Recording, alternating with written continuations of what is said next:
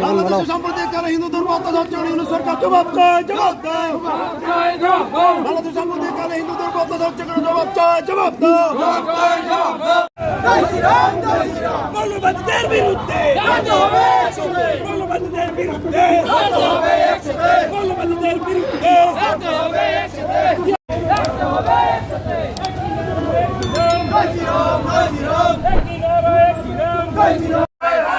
ইউনূস সরকার হায় হায়, ইউনূস সরকার হায় হায়, জয় নারায়ণ কি নাম, জয় শ্রীরাম, জয় শ্রীরাম, জয় শ্রীরাম, জয় শ্রীরাম, জয় শ্রীরাম, জয় শ্রীরাম, জয় শ্রীরাম, একই নারা একই নাম, জয় শ্রীরাম, জয় শ্রীরাম, একই নারা একই নাম, জয় শ্রীরাম, জয় শ্রীরাম,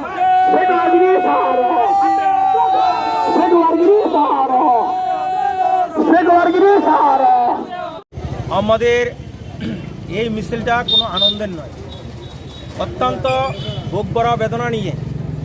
পাশাপাশি দেশ বাংলাদেশের মধ্যে আমাদের হিন্দু সনাতনী পরিবার এবং সমাজের উপর যে বর্বরচিত আক্রমণ এবং নৃশংস হত্যা জারি রেখেছে, ৭১-এর পর শুধু ইদানিংকালে যে ঘটনাগুলি ঘটছে তাই নয়, ৭১-এর পর আমাদের লক্ষ লক্ষ নারী নির্যাতিত হয়েছে, ধর্ষিত হয়েছে, হত্যা হয়েছে, প্রচুর হাজারো গ্রাম আগুন দিয়ে জ্বালিয়ে দেওয়া হয়েছে।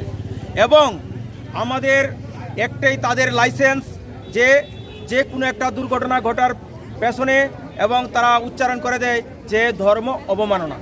এই ধর্ম অবমাননা নামক যে শব্দটা, এটা মৌলবাদী মুসলিম জেহাদিদের একটা লাইসেন্স। মানে এই লাইসেন্সটার সামনে রেখে হিন্দু নিধন করা, হিন্দু মন্দির ভাঙ্গা এবং দেবদেবীকে অপমান করা, এই হচ্ছে তাদের মূল লক্ষ্য।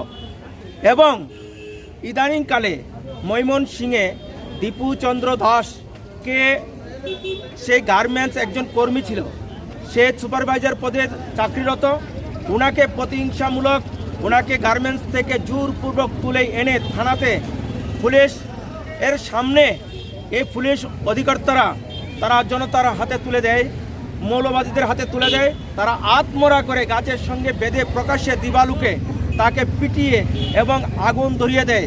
এবং সবাই এখানে যারা মুসলিম লোক ছিল তারা আনন্দে নারায়ণ তাকবীর আল্লাহু আকবার স্লোগান দিয়ে তারা উৎসবে পরিণত করেছিল। আর আমাদের এই হিন্দু যুবকের আর্তনাদ কেউ শোনার মতো এবং সহযোগিতার মতো কেউ ছিল না। তারই প্রতিবাদে আজকে গোলাঘাটি বাজার আমরা বিশ্ব হিন্দু পরিষদের ডাকে এবং বজরং দলের সহযোগিতায় আমরা আজকে একটা প্রতিবাদ হুঙ্কার র্যালি করেছি।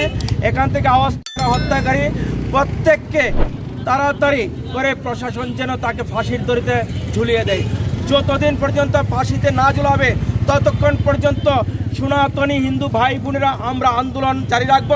এবং আমরা এই বাংলাদেশ হাই কমিশনের সামনে আমরা প্রদর্শন করব একটা, যেটা মোল্লারা এবং জাহাদিরা যাতে ভীষণ এবং ভয়ানক প্রতিক্রিয়ার সম্মুখীন হয়, তার জন্য বাংলাদেশি মৌলবাদীরা প্রস্তুত থাকার জন্য আমরা হুঁশিয়ারি দিচ্ছি। এবং আমরা আজকে যারা একত্রিত হয়েছি, শুধু বাংলাদেশে কিছু সোশ্যাল মিডিয়া এবং গণমাধ্যমের উপর যে আক্রমণ, সমগ্র এই তাদের আক্রমণের প্রতিবাদে আমরা সীমান্ত ডিঙ্গিয়ে আমরা ঢাকাতে তেরঙ্গা উঠিয়ে আমরা বন্দে মাতরম ভারত মাতা কি যে স্লোগান দেব, এটা আমাদের আর তারা বলেছে